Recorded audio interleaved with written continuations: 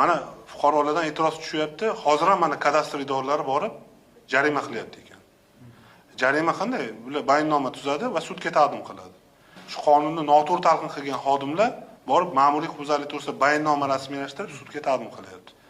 Fuqarolardan e'tiroz bo'lyapti. Biz bu huquqni e'tirof qilamiz deb harakat qilsak, bizga jarima qo'llanadigan bo'lsa, buni qonun nima kerak bor deyapti. Kodeksda yozib qo'ygan, agar o'z boshimchalik bilan egallab olingan yer uchastkasida yoki o'sha huquqbuzarlik sodir etilganda, huquqbuzarlik natijasida yetkazib bartaraf etilganda javobgarlikdan ozod qiladi. U e'tirof qilmoqchi bo'lsa, bartaraf qilib qo'ysa, nima kerak bor e'tirof qilish? Qonunni ko'zlangan maqsad o'shanda o'sha yerda qurilgan bino inshoot imoratga bo'lgan huquqni e'tirof etish-ku.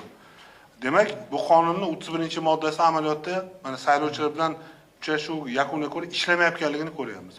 Men aytmoqchimanki, bu qonunni qabul qilishdan ko'zlangan maqsad fuqarolarimizga yengillik va huquqlarni e'tirof etish bo'ladigan bo'lsa, bu masalaga jiddiy e'tibor qaratish kerak. Kadastr yoki qaysidir hokimiyat ertaga uni o'sha mana shu qonunni qabul qildikmi 3 yillik muddat, bu yerda reja grafik bo'yicha biz mahalla yalpi xatlov ketyapti.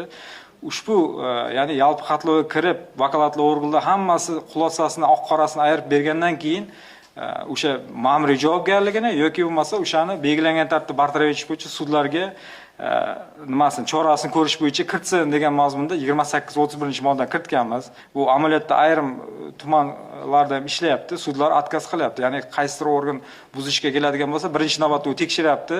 Reja grafikka tushib xulosa berganmi, qonun bo'yicha ko'rilganmi, ko'rilmagan. Agar reja grafikka tushmagan bo'lsa, uni отказ qilyapti. Sababi 26-yilga reja grafikka tushishi mumkin. O'sha 26-yilda reja grafikka tushib, vakolatli organning xulosasidan keyingina chorani ko'rasan degan mazmunda.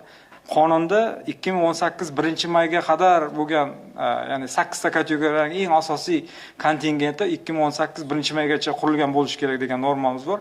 Agar u fuqarolar 2018 dan keyin qurilgan uylarga bo'ladigan bo'lsa, unda uni boshqacha yondashib o'rganib ko'rishga to'g'ri keladi.